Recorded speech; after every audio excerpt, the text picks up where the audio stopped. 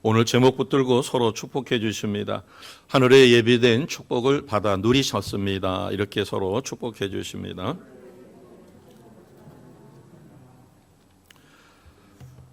오늘 말씀은 성탄절이 다가오면 한 번씩은 거의 듣는 말씀이죠. 멀리서 동방박사들이 별을 관찰하다가 이상한 별이 나타났습니다. 그들은 메시아를 소망했던 관계로 그 별이 메시아의 별인 것을 깨닫고 그 별을 따라 먼 길을 와서 드디어 헤롯 왕궁에 도착하게 됩니다. 그래서 어디서 아기 예수가 메시아가 태어났는가? 그러나 그 성은 소동을 할 뿐 아기 예수이신 메시아가 어디서 탄생했는지를 모르고 있죠. 다시 별의 인도를 받아 아기 예수가 태어난 그곳에서 경배하고 천사들이 일러준 대로 헤롯 왕에게 돌아가지 않고 다시 자신의 왔던 그 길로 돌아가는 과정에서 세계에서 최초로 예물을 준비해서 메시아로 탄생하신 아기 예수를 만난, 그래서 하나님의 거대한 구속사에 귀하게 쓰임받은, 그리고 그들은 하나님이 주신 놀라운 축복을 받아 수천 년이 지난 지금도 성극을 준비할 때 이 동방박사의 이야기는 거의 빠지지 않고 등장할 정도로 하나님 앞에 쓰임받은 큰 은혜와 복을 누리게 됐습니다. 이미 우리가 알고 있는 것처럼 성탄절은 하나님을 잘 믿는 우리 크리스찬뿐만 아니라 믿지 않는 불신자들에게도 기쁨이 있고 설렘이 있고, 그리고 그들의 마음에 평온을 가져다주는 세계적인 축제입니다. 어찌 보면 성탄절과 또 연말이 껴있기 때문에 들뜬 분위기 속에 지날 수도 있죠. 우리는 오래전부터 대림절 첫째 주서부터 오늘 네 번째 마지막 주까지 4주 동안 철저하게 메시아이신 예수께서 이 땅에 오신 성탄을 기뻐하고, 또 더 나아가서 마지막 약속인 재림을 준비하는 준비된 백성으로 오늘까지 살았음을 진심으로 감사합니다. 우리는 이 성탄의 참된 의미를 좀 더 깨닫고 제목처럼 하나님께서 예배하신 놀라운 은혜와 축복이 성탄입니다. 메시아가 이 땅에 오심, 그 메시아를 나의 구원자 주님으로 영접할 경우에 우리는 하나님의 자녀가 되어 몰랐던 신비한 세계도 알게 되고 하나님의 세계 속에서 하나님이 주시는 놀라운 은혜를 누리게 됩니다. 오늘 본문에는 짧게 소개가 되어 있지만 메시아께서 탄생할 때 여러 부류의 사람들이 있었습니다. 크게 나누면 하나님의 축복의 손길로 하나님 앞에 존귀히 쓰임받아 하나님이 예비하신 은혜와 복을 누리고, 또 후대에까지 그 이름이 아름답게 전해진 사람들이 있죠. 이들을 우리는 소위 축복받은 자다 이렇게 이야기합니다. 그러나 악의 도구로 쓰임받아서 오히려 메시아이신 아기 예수께서 이 땅에 오심을 기뻐하지 못하고 두려움과 자기의 기득권을 유지하기 위해서 오히려 해코지를 하려 하는, 그래서 어찌 보면 악의 세력에 사로잡혀 저주받는 그 무리들이 있었다라고 하는 사실입니다. 헤롯 왕궁에는 헤롯 왕과 대제사장과 서기관들, 소위 귀족 계급이 있었죠. 또 먼 나라에서 왔던 동방박사들이 있습니다. 그리고 메시아의 탄생을 전혀 모르는 상황 속에서 지냈던 백성들도 있었을 것이에요. 우리가 생각할 때 이 백성들은 메시아 탄생을 잘 몰랐던 것 같죠. 그러나 하나님 입장에서 보면 그들은 메시아의 탄생을 기뻐하지도 참여하지도 어떤 일을 행하지도 않습니다. 우리가 현실적으로 중고등학교 시절에 잘못해서 친구들이 어떤 나쁜 짓을 한다든가 비행을 한다든가 할 때 거기에 적극적으로 가담하지 않고 그곳에 있기만 해도 나중에 그것이 범죄 사실로 문제가 됐을 때는 그곳에서 가만히 있기만 했어요. 방관자였었죠. 참여한 게 아니었습니다. 그 어떤 사건에 직접 개입된 것이 아니라 그 자리에 있기만 해도 나중에 유죄 판결을 받아서 처벌을 받게 되죠. 오늘 백성들은 하나님 역사를 방관하는 자로, 그들은 그냥 덤덤하게 지나간 것이 아니라 하나님 앞에 축복을 받지 못하면 그것은 반대로 저주의 대상이 된다는 사실입니다. 이것을 구약 사사기 5장 23절은 우리에게 이렇게 교훈하고 있습니다. 같이 선포하겠습니다. 여호와의 사자의 말씀에 메로스를 저주하라. 너희가 거듭거듭 그 주민들을 저주할 것은 그들이 와서 여호와를 돕지 아니하며 여호와를 도와 용사를 치지 아니함이니라 하시도다. 아멘. 사사기 5장 23절에 보면 어떤 일에 적극적으로 가담하지 않았어도 방관자로 있었어도 하나님의 저주를 받았다. 첫 번째 말씀에는 메로스를 저주하라는 거죠. 중요하기 때문에 거듭거듭 주민에게 말한다. 그들을 저주하라. 이유는 딱 한 가지입니다. 여호와를 돕지 않았다. 그렇기 때문에 여호와를 도와서 용사를 치지 않고 전쟁이 일어났음에도 수수방관하고 자기 살 길만 찾았다. 우리는 성탄을 어떻게 준비할 것인가? 그래서 우리는 대림절을 기억하고 또 온 교회는 4주 전서부터 준비를 하고 그렇게 해서 하나님이 예배하신 이 성탄의 놀라운 은혜와 참된 복을 받으려고 최선을 다했습니다. 그런가 하면 적극적으로 악을 행한 자들이 있죠. 1절을 보겠습니다. 헤로드 왕 때에 동방박사들이 예루살렘에 이르렀습니다. 그러자 반응이 나타납니다. 3절이죠. 헤로드 왕과 온 예루살렘이 듣고 소동한지라. 뿐만 아니라 4절에 보면 왕이 모든 대제사장과 백성의 서기관을 모아 메시아가 어디서 탄생하느냐 하는 것입니다.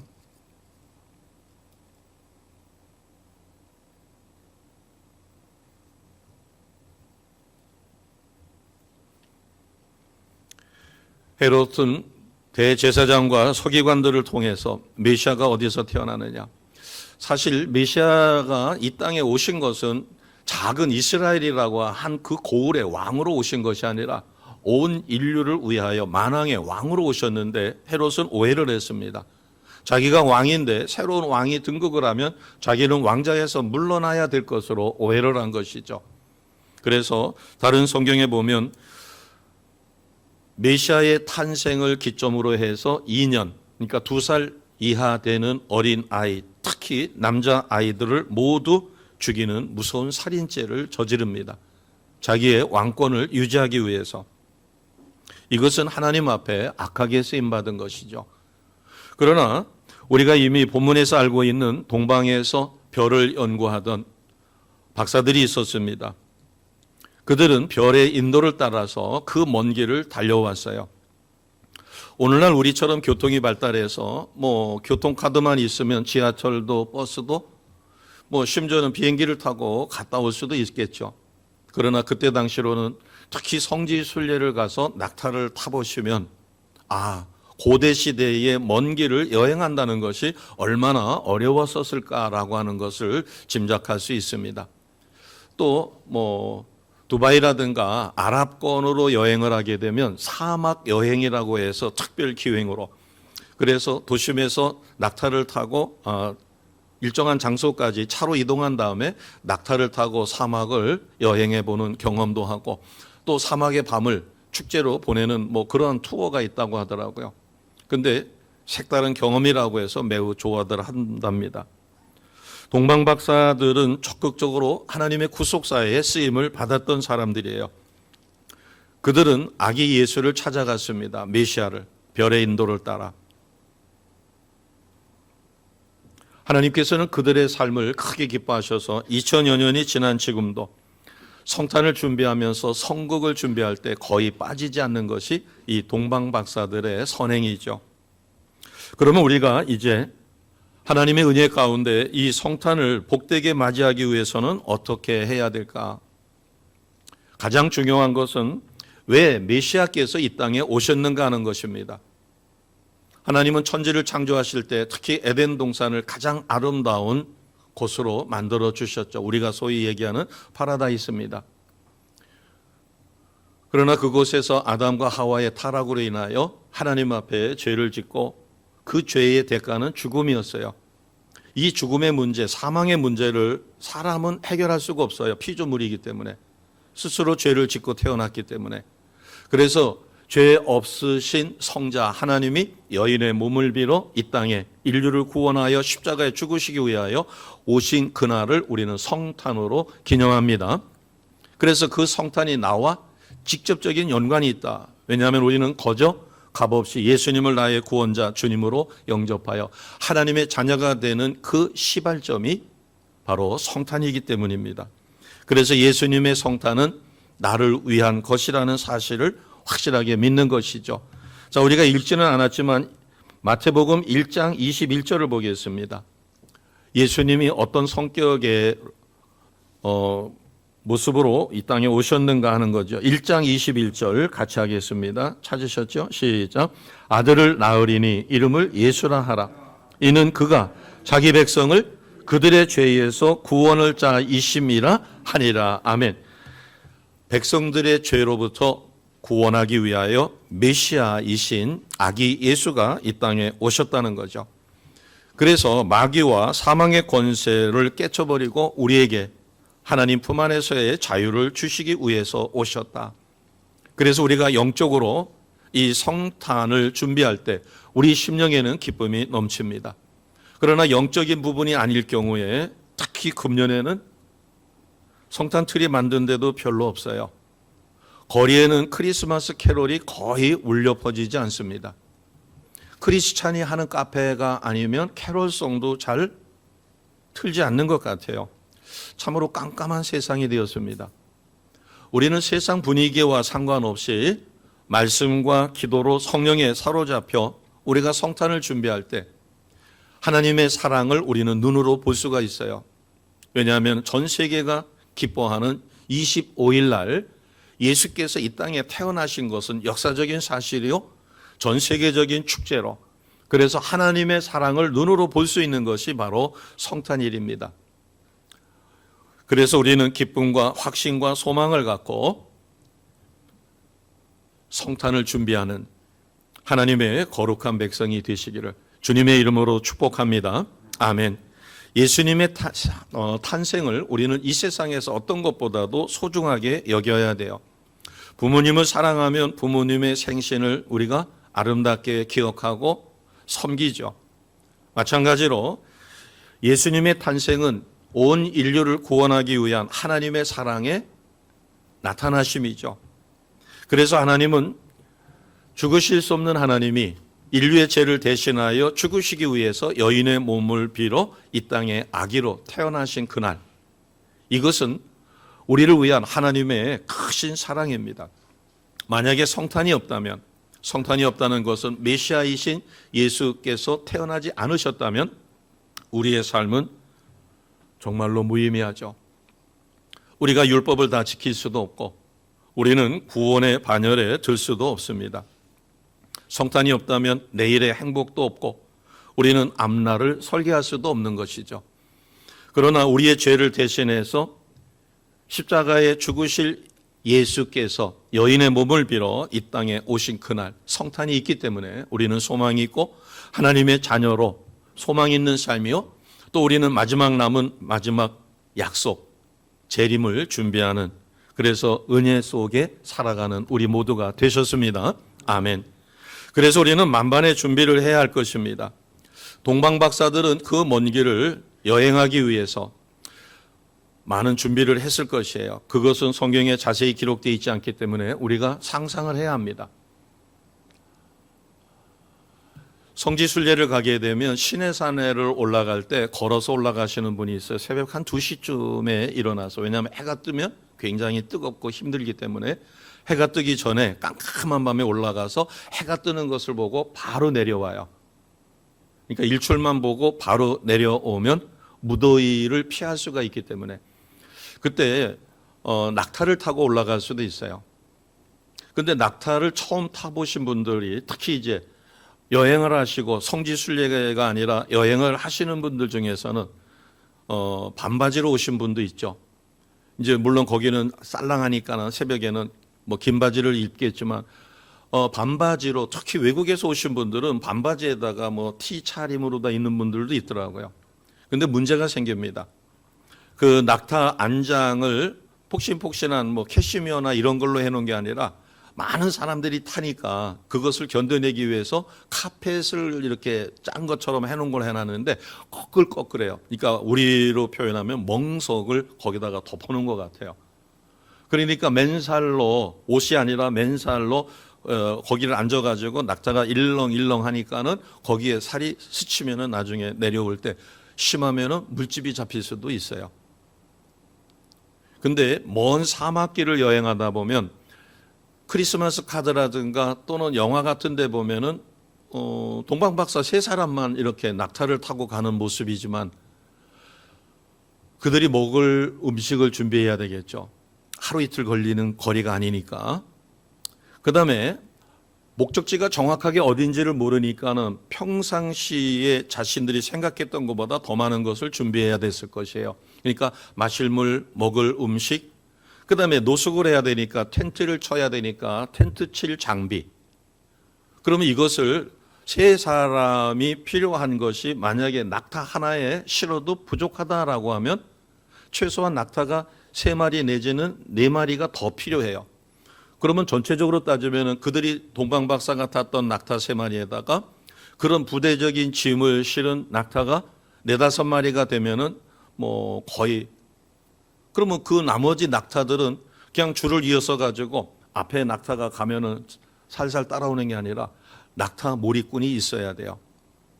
그래서 그것을 짐을 지고 갈 수 있으려면 동방박사 3사람으로는 불가능할 것이에요. 만약에 3사람이 간다고 해도 낙타를 5, 6, 7마리를 준비해야만 사막에서 물이 떨어져서 목말라 죽는 일이 발생하지 않고 또 노숙을 하게 되니까 그거에 대한 준비 뭐 등등, 또 사막에는 땔감을 구하기가 어렵습니다. 그럼 우리가 생각했을 때 그 무리는 상당히 거대했을 것이에요. 그러면 그 비용은 다 어디서? 이런 여러 가지를 생각해 봤을 때 우리는 단순하게 동방박사가 먼 거리를 가서 아기 예수 만나 경배하고 선물을 드리고 자기 고국으로 돌아갔다. 그러나 그 비하인드 스토리를 우리가 한번 생각해 보면 많은 준비, 물질적으로도 오랫동안 준비해야 됐을 것이고 그 먼 거리를 갔다가 돌아와야 되기 때문에 거기에 부대적으로 준비해야 될 것들이 상당히 많았을 것이다. 그래서 만반의 준비를 하기 위해서는 어떻게 해야 됐을까? 동방박사들은 메시아의 탄생을 믿었어요. 그래서 천체를 관찰하면서 틀림없이 메시아의 별이 나타날 것이다. 왜냐하면 천체를 연구하는 사람들은 위대한 성인이 탄생하거나 위대한 영웅이 탄생했을 때는 유난히 반짝이는 별이 등장하고 그가 생명을 다했을 때는 그 별이 사라지는 것을 오랜 관습으로다가 알고 있기 때문에, 그래서 동방박사들은 천문학을 연구하는 사람들이기 때문에 날마다 별을 관찰했을 뿐만 아니라 메시아가 탄생했을 경우를 대비해서 미리미리 준비를 했을 것입니다. 우리는 성탄을 준비할 때 죽으실 수 없는 하나님이 인간의 몸을 빌어서 이 땅에 오시는 그것을 계획하신 성부 하나님의 그 크신 사랑을 우리는 영적으로 육적으로 감사할 수가 있어야 되겠죠. 또 성자 하나님은 직접 오셔서 여인의 몸을 빌어 이 땅에 출생을 하셨어요. 그래서 우리는 하나님의 마음을 갖는 것과 주님의 마음을 갖는 것은 굉장히 중요합니다. 그래서 바쁜 일손을 멈추고 시간을 내서 하나님의 사랑과 그 하나님의 크신 계획을 생각하고 오늘 우리가 이렇게 예배드릴 수 있는 이 자체도 하나님 앞에 진심으로 감사할 수 있는 거듭난 주의 백성이 되셔야 합니다. 그래서 하나님은 오늘 우리의 예배를 기뻐하셔요. 추운 겨울답게 오늘 상당히 쌀쌀한 날씨입니다. 그럼에도 우리가 예배를 드릴 수 있고 또 어제만 해도 굉장히 빙판이 졌는데 낮에 녹아가지고 그나마 걸어오거나 차를 타고 올 수가 있는 것도 감사합니다. 동방박사들은 매일 별을 관찰해서 하나 메시아의 그 별이 있다라고 하는 사실을 깨달은 것처럼 오늘 우리는 요한계시록 1장 20절에 보면 별은 하나님의 사자를 상징하고 교회와 말씀을 상징합니다. 그래서 우리가 말씀을 깊이 묵상하고 이미 성탄의 주로 오신 예수님은 나를 위하여 이 땅에 오셨고 십자가에 인류의 죄를 대속해서 죽으셨습니다. 그리고 우리는 하나님의 은혜 가운데 성령의 감동으로 예수님을 나의 구원자 주님으로 영접하여 하나님의 자녀가 되었어요. 그럼 우리가 준비할 것은 성탄의 주로 오신 예수님을 기념하며 하나님의 그 크신 사랑과 예수님의 희생, 십자가 사랑을 우리가 몸으로 얻는 거죠. 누리는 거죠. 그러면서 잊지 말아야 될 것은 마지막 때 재림 주님이 심판의 주로 다시 오심을 우리는 철저히 준비해야 합니다. 그런데 우리는 어떻게 쓰임받을 것인가? 예루살렘 성에 많은 백성이 있지만 그들은 무관심했어요. 방주자였죠. 그런가 하면 헤롯과 제사장들과 그의 비율을 맞췄던 서기관들은 악의 도구로, 그래서 그들은 자신의 지위를, 기득권을 유지하기 위해 2살 미만의 아기까지 죽이는 악행을 저지르고 하나님으로부터 버림을 받습니다. 그런가 하면 멀리서 온 동방박사, 또 그 시대에 가장 가난했던 목동들은 천사들의 예고를 듣고 그래서 그 별의 인도를 따라 아기 예수가 있는 그곳으로 가서 마구간에 말 구유에 놓여 있는 아기 예수를 경배하는 은혜를 얻습니다. 동방박사뿐만 아니라 가장 낮고 천한 신분이었던 목동들에게 하나님의 은혜가 임하여 그들은 아기 예수를 찾아가 경배하는 그와 같은 하나님의 사랑을 입습니다. 우리가 말씀 속에 성령의 인도하심을 따라서 재림 주님 오심과 성탄의 기쁨을 누리려고 최선을 다할 때 하나님은 우리의 심령을 감화감동시켜 하나님이 기뻐하시는 어떤 모습이든 간에 참여하게 하시고 우리에게 풍성한 은혜를 주실 것입니다. 11절 말씀을 같이 합니다. 11절입니다. 아까 제가 말씀드린 먼 곳을 오기 위하여 그들은 여러 가지로 철저하게 오랜 시간 준비를 했지만 와서 아기 예수께 드린 것은 3가지입니다. 자, 11절 같이 합니다. 시작. 집에 들어가 아기와 그의 어머니 마리아가 함께 있는 것을 보고 엎드려 아기께 경배하고 보배합을 열어 황금과 유향과 모략을 예물로 드리리라. 아멘. 거리가 가깝다면 종이봉투에다가 담아서 가져갈 수도 있었겠죠.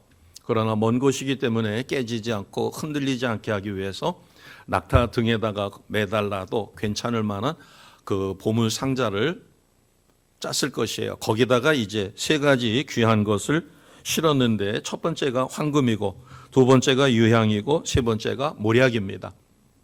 이것이 주는 의미가 있어요.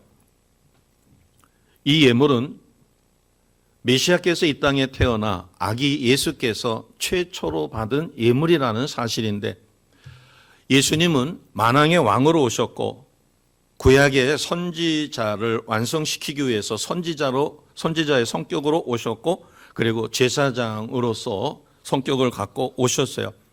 그래서 이 신분에 가장 적합한 선물이 바로 황금과 유향과 모략입니다. 황금은 우리가 얘기하는 소위 골드예요. 이것은 불변하지요. 그래서 부귀와 영광을 상징합니다. 그러니까 바꿔 이야기하면 태어난 지금 메시아이신 아기 예수가 만왕의 왕이시라는 것과 심판의 주로 오실 것을 그래서 변하지 않는 황금을 드린 것입니다. 최고의 존경이죠. 그 다음에 유향을 드린 것은 이것은 남부 아라비아 지방의 관목 껍질에서 자국을 내면 거기에 진액이 나오는데 그 진액을 가지고 만든 고급 향료입니다. 그래서 제사장들이 그 희생 제사용으로 많이 썼던 것이 유향이에요. 그러니까 이것은 우리를 대신해서 대언자로 또는 제사장의 권위를 갖고 있는 예수님에게 드릴 수 있는 아주 귀한 것이죠. 그 다음에 모략입니다. 모략은 역시 남부 아라비아 지방에 서식하는 미루나무에서 추출한 고가의 향료라고 합니다. 근데 이 특히 모략은 시신에 바르는 방부제 또는 그 화장용으로 많이 사용이 돼요.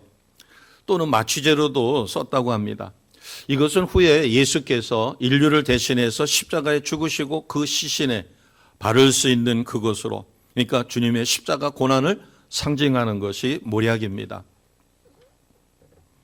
그러면 오늘날 21세기에 우리가 황금과 유향과 모략을 준비한다라고 하는 것은 시대에 알맞아요. 맞지가 않습니다. 그러면 우리는 동방박사들이 왕이요 선지자요 심판의 주로 오실 예수님을 준비하기 위해서 그 신분에 맞는 것을 준비했는데, 그러면 우리는 이제 다시 오실 메시아이신 심판에 주로 오실 주님을 준비할 때 무엇을 어떻게 해야 될까? 황금은 가장 소중한 것입니다. 전에 어느 글에서 보니까 세상에서 살던 부자가 큰 자루를 준비해 가지고 천국으로 간 것이죠. 그런데 그곳에는 베드로가 그 성문에 있다가 그 어리석은 부자가 땀을 삘삘 흘리며 큰 자루를 질질 끌고 오는 것을 보고 무엇을 그렇게 무겁게 가져오느냐. 그랬을 때 그것이 황금이라고 그랬어요. 이 세상에서는 제일 소중하죠. 그러나 베드로가 그렇게 이야기합니다. 내 눈에 보이는 저기 성문 안에 저 널려 있는 모든 돌들이 전부 다 황금인데 네가 그것을 가지고 오느라고 헛수고를 했다는 겁니다. 세상에서는 가장 소중한 것이 황금일런지는 몰라도 그것에서는 널려 있는 것이 황금돌이고 그 다음에 깔려 있는 길이 황금길인데 아무 소용이 없는 거죠. 그러면 하나님께서 가장 소중하게 여기실 것은 무엇일까? 그것은 예수님의 많은 비유 속에서 99마리의 양이 있어도 한 마리 잃은 양 때문에 목자는 그 양을 두고 잃어버린 양을 찾으러 갑니다. 그래서 구렁에 굴러 떨어져서 그대로 두면은 굶어 죽을 수밖에 없고 짐승에게 희생당할 수밖에 없는 양을 찾아 목에다가 걸고 기쁜 마음으로 양떼가 있는 곳으로 돌아오죠. 돌아온 탕자의 이야기도 마찬가지입니다. 천하보다 가장 소중하게 여기는 것은 한 영혼입니다. 그래서 우리가 성탄절을 맞아서 준비하는 거죠.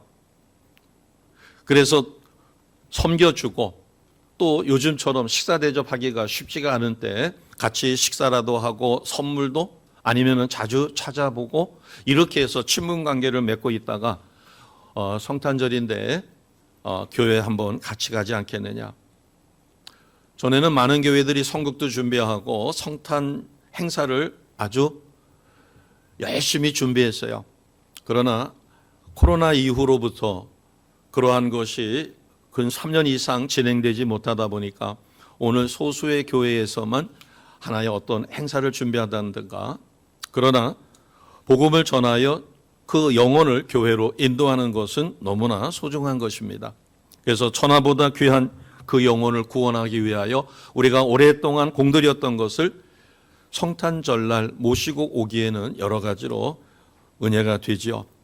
그렇게 해서 우리는 잃어버린 영혼을 전도하여 전도의 열매로 그를 성탄절날 모시고 오는 것이 황금을 드리는 것이다, 이렇게 생각할 수 있을 것입니다.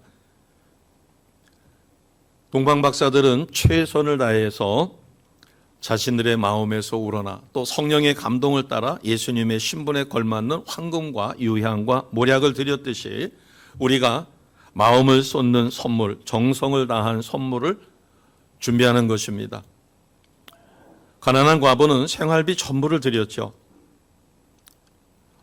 마리아는 값비싼 향유를 주님의 머리와 발에 붓고 주님이 나중에 십자가에서 희생당하실 것을 기념해 드렸어요.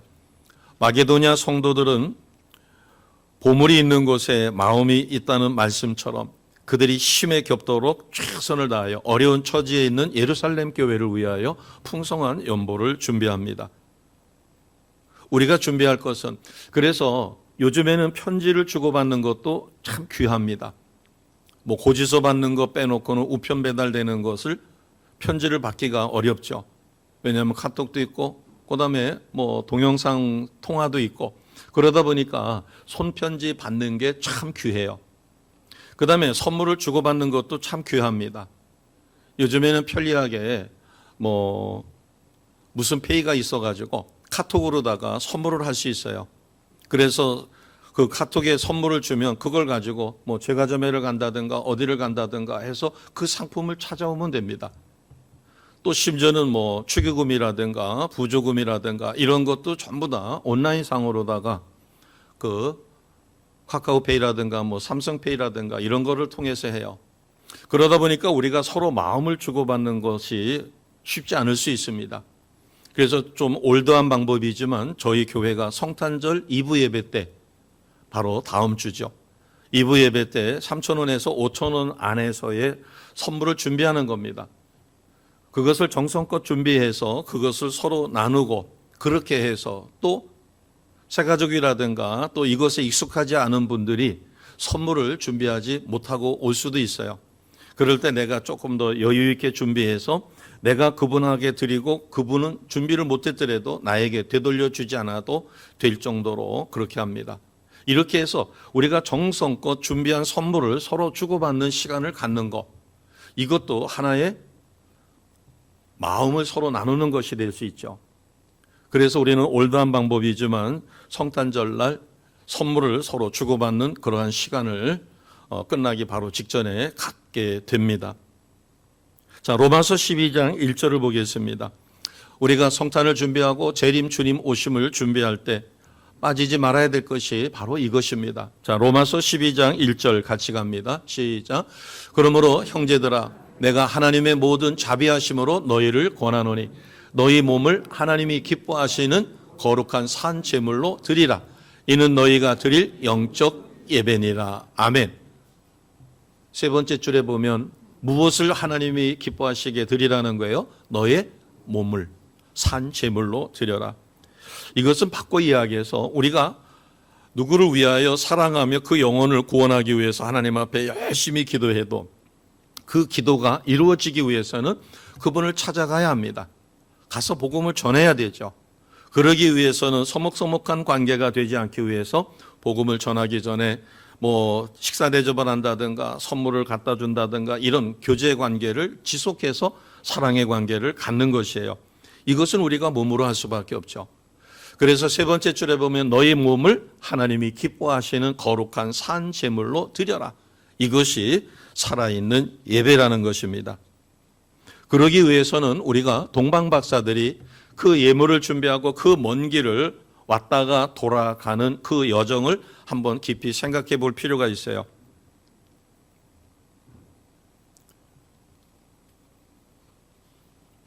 성지순례를 가서 그 유대 광야만 봐도 또 혹시 아랍이라든가 또는 몽골이라든가 이런 사막지대를 여행해 보신 분들은 어떤 이정표가 없어요.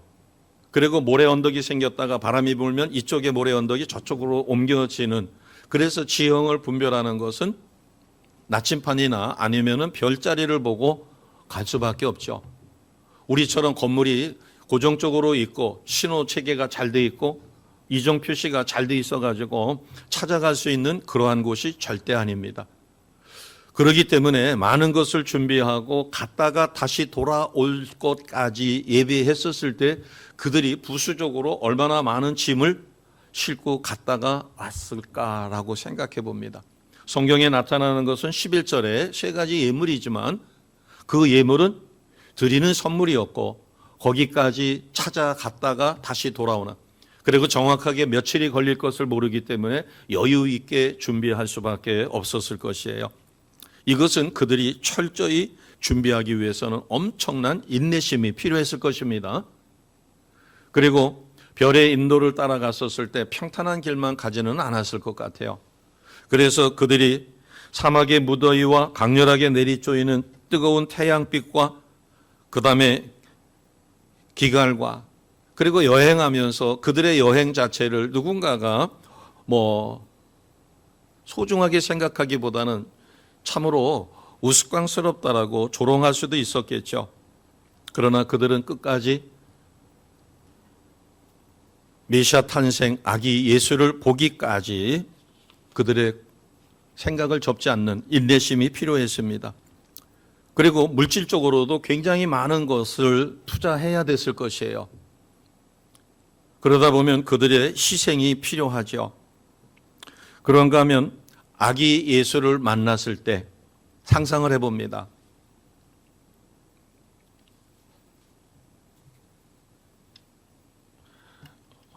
제가 대학 시절에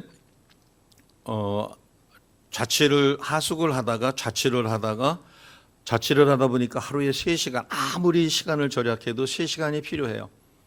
이 3시간이면 차라리 내가 알바를 하던가 하면은 되겠다 그래서 경험 삼아 해보려고 했었기 때문에 한 3개월이 지난 다음서부터는 어떻게 하면은 시간을 절약하고 보다 경제적으로 쓸까. 그래서 이제 그룹 지도를 해볼까. 알바는 해야 되니까. 그러다가 이제 학생처에 아시는 분이 있었어요.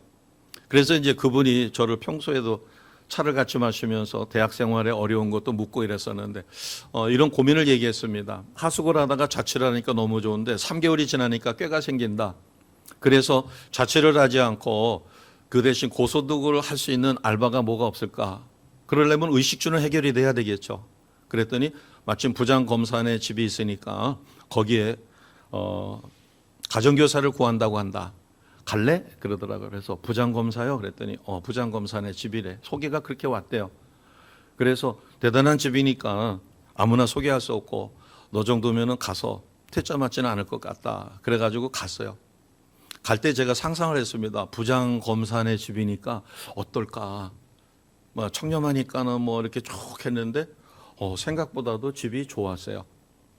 근데 나중에 알고 보니까 부장검사가 아니라 부장검사실에 있는 사무장이었는데 저녁만 되면은 많은 분들이 와가지고 뭐 부탁도 하고 자문도 받고 가고 뭐 그래가지고 진짜 부장검사 못지않더라고요.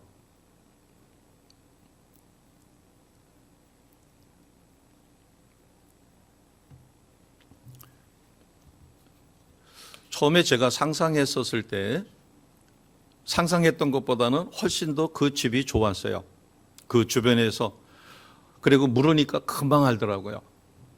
주소를 가지고 갔지만 누구네 여기 집을 이렇게 찾으니까 금방 가르쳐주고.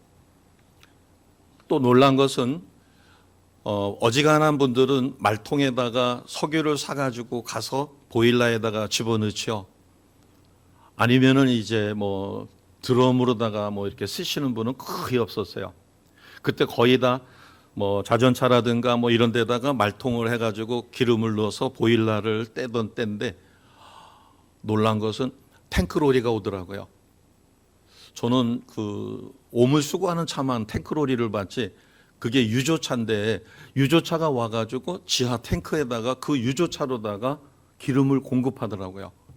지하에 탱크가 얼마나 크면 그 유조차가 와가지고 한참을 집어넣어요. 나중에 보니까 유조차 크기만한 탱크가 지하에 있어서 한번 집어넣으면 겨울 내내 떼도 걱정 없이 떼더라고요. 동방 박사들은 상상을 했을 겁니다. 야, 만왕의 왕 인류를 구원할 메시아께서 이 땅에 태어나셨다. 상상을 하고 별의 인도를 따라서 막상 가서 보니까 아기 예수가 태어난 곳이 어디예요? 왕궁이에요? 아니면 휘황찬란한 곳이에요? 짐승을 치는 마구간이에요. 근데 우리나라처럼 마구간이 1층 평지에 있는 것이 아니라 추위를 막기 위해서 1층 밑으로 내려간 동굴이에요. 그런데 거기를 찾아 들어가 보니까 아기 예수가 어디에 누워 있는 거예요? 말 먹이통에 누워 있는 거예요. 그러니까 마구간을 우리가 생각하는 것처럼 영화에 나오는 것처럼 아름다운 것이 아니라 들어가면 냄새가 퀴퀴합니다. 짐승의 배설이 있고 그다음에 동굴이니까 지하 1층 동굴이니까 환풍이 잘 안 돼가지고 퀴퀴한 냄새도 있을 테고 그런데 말 먹이통에 누워 있어요.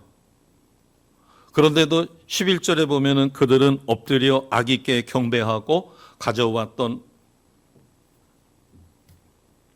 보배합을 열어서 예물을 드리고 그런 다음에 천사의 인도를 받아 다른 길로 자기 고국으로 돌아갑니다.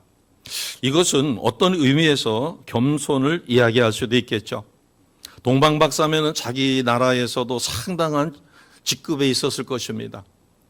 그런데 그들이 상상했던 것과는 너무나 다르게 마구간에서 그것도 지하 1층에 있는 동굴 마구간에서 말 구유에 누워 있는 아기 예수를 보고도 전혀 흔들림이 없이 경배하고 엎드려서 귀한 예물을 드리고 돌아갔다. 이것은 우리에게 무엇을 가르쳐 줄까?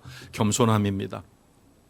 내가 세상에서 높은 지위에 있다 할지라도 우리는 만왕의 왕 예수께서 마지막 심판주로 오실 때 우리는 동방박사들처럼 겸손하게 최선을 다하여 준비하고 경배할 수 있는, 그래서 마지막 심판대 앞에 우리는 후회 없는 삶을 살아갈 수 있는 하나님의 거룩한 자로 살아져야 할 것입니다. 오늘 동방박사들의 귀한 예물을 통해서 희생과 끝까지 인내심과 그리고 겸손함을 우리는 배울 수 있어요. 예수님의 탄생은 모든 사람에게 생명과 은혜와 영원한 기쁨과 복을 주시기 위해서 오셨어요. 저주받았던 사람의 삶이 예수로 인하여 축복의 삶으로, 절망 대신 소망을, 죽음 대신 영원한 생명을 주시기 위하여 오신 예수님. 그러나 마지막 때는 상황은 달라질 것입니다. 내가 태어나서 죽을 때까지 아니면 메시아이신 심판의 주로 오시는 예수님을 만나는 그 순간까지의 삶이 계산된다는 사실을 생각하시고, 우리를 위하여 저주가 축복으로 바뀌고 절망이 소망으로 변화되며 우리에게 영원한 새 생명을 주셔서 또 성령이 우리와 동행하심으로 마지막 때를 준비케 하시는 이 놀라운 성탄의 은혜를 풍성하게 누리시는 우리 모두가 되시기를 주님의 이름으로 축복합니다. 아멘.